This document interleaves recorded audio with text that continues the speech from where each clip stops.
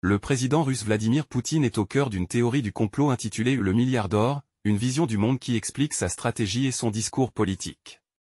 Alors que la guerre en Ukraine continue depuis 9 mois, de nombreux gouvernements occidentaux accusent la Russie d'expansionnisme impérialiste et d'autres hostilités mettant en danger des millions de personnes.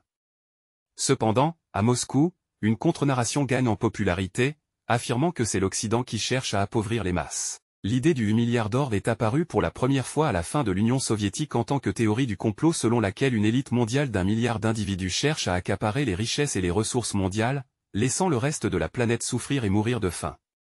Cette théorie marginale en Russie est de plus en plus adoptée par Vladimir Poutine et d'autres hauts responsables du Kremlin pour s'opposer à l'Occident dans le contexte de la rupture des relations internationales dues au conflit en Ukraine. Poutine décrit ce prétendu complot comme raciste et néocolonial, accusant l'Occident de diviser le monde en nations supérieures et de second ordre. Le Kremlin utilise la théorie du milliard d'or pour détourner l'attention de l'isolement de la Russie et pour présenter Moscou comme le leader de la contre-élite, donnant ainsi l'impression de lutter au nom des plus démunis du monde.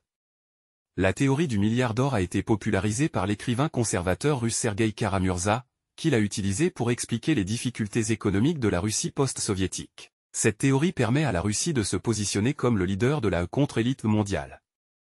Vladimir Poutine a adopté cette théorie tôt dans son mandat présidentiel et l'a étendue pour s'opposer à des questions telles que l'accès aux vaccins et les politiques culturelles occidentales. Il accuse désormais l'Occident d'imposer des valeurs étranges à d'autres nations.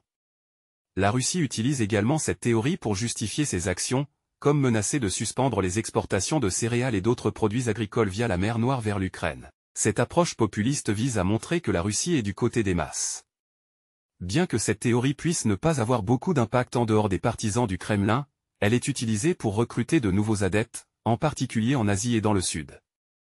C'est ainsi que de nombreuses personnes sont endoctrinées par cette vision du monde conspiratrice.